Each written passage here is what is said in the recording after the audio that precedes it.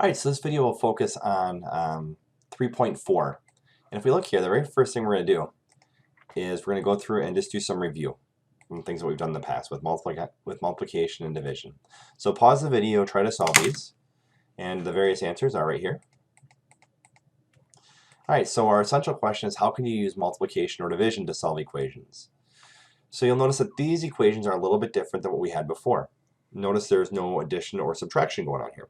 So I have my 3x equals negative 12. We're going to do the exact same steps that we did before. We're going to box the coefficient, make our line, but there's nothing to add or subtract. We know that this is really 3 over 1, and in order to get this to be 1x, I have to do something, I have to multiply it by something to make 1 whole. Well, if I think about it, that would really be times 1 over 3. We call this the multiplicative inverse, and if I do it to the left side, I have to do it to the right side as well. So I'm going to go through here, and I'll have 1 times 3 is 3, over 3 times 1, which is 3. 3 divided by 3 is 1x. On my right side, I'm going to have negative 12 times 1, which is negative 12, divided by 3, which is negative 4. And that's my actual answer, negative 4. And if I look at it, the reason or the rationale behind it is I have my 3x's and I have my negative 12. And basically each one of these x's, if I break them up, is equal to negative 4. So now we're going to go to the next one. And I'm just going to do the exact same kind of steps I did before. So you're going to go through and I'll put down 2k equals negative 8. I'm going to box the coefficient, make my line going down. This is really 2 over 1. In order to get it by itself, again, there's nothing to add or subtract, so I'm going to go times 1/2, which again is a multiplicative inverse. And now I'm going to have 2 times 1 is 2, over 2 times 1, which is 2, and I'll have k equals negative 8 times 1, which is negative 8, divided by 2 is negative 4. I assure you the answers are not always negative 4, but that is what this one is as well. I'll then go to the next one. So I have my negative 15 equals 3t, and it really was 3 over 1t. I'm going to box my coefficient. I'll then do the multiplicative inverse because there's nothing to add or subtract. So I'll go 1 over 3. 1 over 3. And now I'll have my t equals 1 times negative 15 is negative 15, divided by 3 is negative 5. Next one will be 20, or negative 20, equals 5m. And really it's 5 over 1. There's nothing to add or subtract, so I'm going to box the coefficient, make my line going down. I'll say 1 times 5 because I want to get m by itself. I'll do it to both sides. And I'll have m equals negative 20 divided by 5, which is negative 4. Again. And then the last one, these are all going to be negative 4, I think, will be 4h equals negative 16, really 4 over 1. I'm going to box that coefficient, put my line in, say 1 times 4, 1 times, or 1 over 4, and I'll have h equals negative 16 times 1 is negative 16, divided by 4 is negative 4, in every one of these cases. To show it, we're going to now go through a couple of these. So if I look at this one here, this is 1, 2, 3, 4, so that's 4x equals, on this side I have 2, 4, 6, 8. We know this is really 4 over 1. But box that coefficient. I have nothing to add or subtract because I have my x's on one side and numbers on the other. So I'll say times 1 over 4 times 1 over 4. And now I will have x equals 2. So for each one of these x's, I get 2, which is absolutely correct. We'll then do this one over here. Well, I guess I'll do b. So I'm going to have 2, 4, 6x equals 12. This is really 6 over 1. I'm going to box coefficient, make it 1 over 6 to get it by itself. There's nothing to add or subtract. And I'll have x equals 2.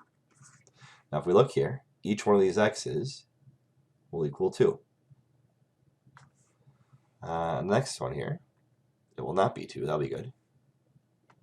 So I'm going to have, so that's 10 equals 2x. Again, it's really 2 over 1. Box that coefficient times the multiplicative inverse on both sides. And again, I would add or subtract if I had anything to do, but I have nothing to move over. So I'll have x equals 5 in this case. That means that one x equals 5 and the other x equals 5, which makes total sense. And the very last one on this page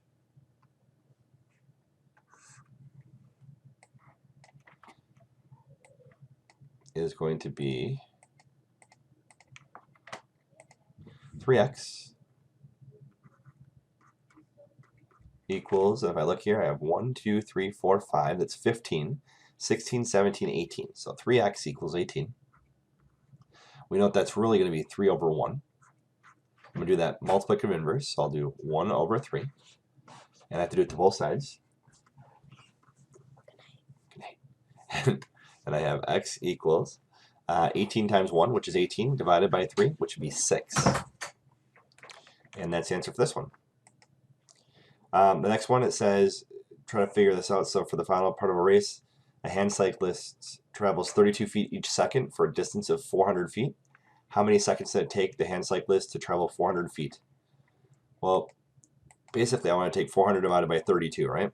So if I take 32x equals 400, and if I make this 1 over 32 on both sides, I will then do what I just said.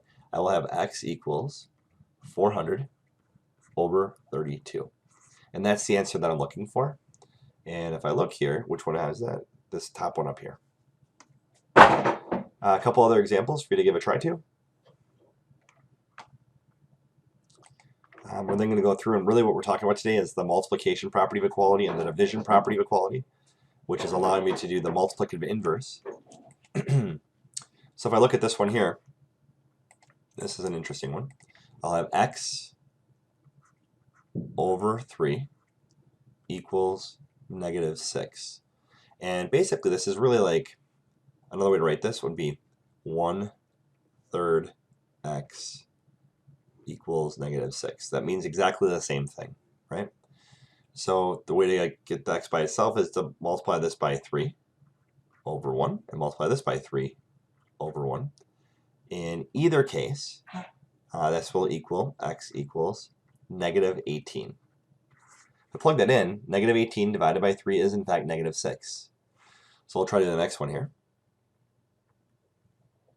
And I have 18 equals negative 4 over 1y. So this again is where I box the coefficient. I want to multiply this entire thing by negative 1/4. Because I want to get the y to be positive. So I'll say times negative 1/4.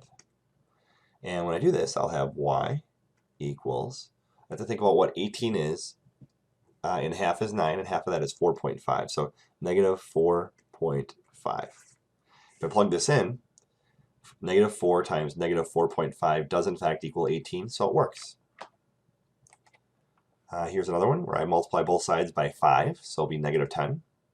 This one here, I want to get a by itself, so, or a positive, so I'm going to multiply this by negative 1, and negative 1 here, so it'll be a equals 24. This one here I'm going to divide by 1.5, so this would be 2, or negative 2. Here are all the answers. For this one here, this is why it's so important to box a coefficient and do the multiplicative inverse, because check out how easy it is. If I have negative 4 over 5, x equals negative 8, I'm just going to go through and I'm going to multiply by 5 over 4 on both sides.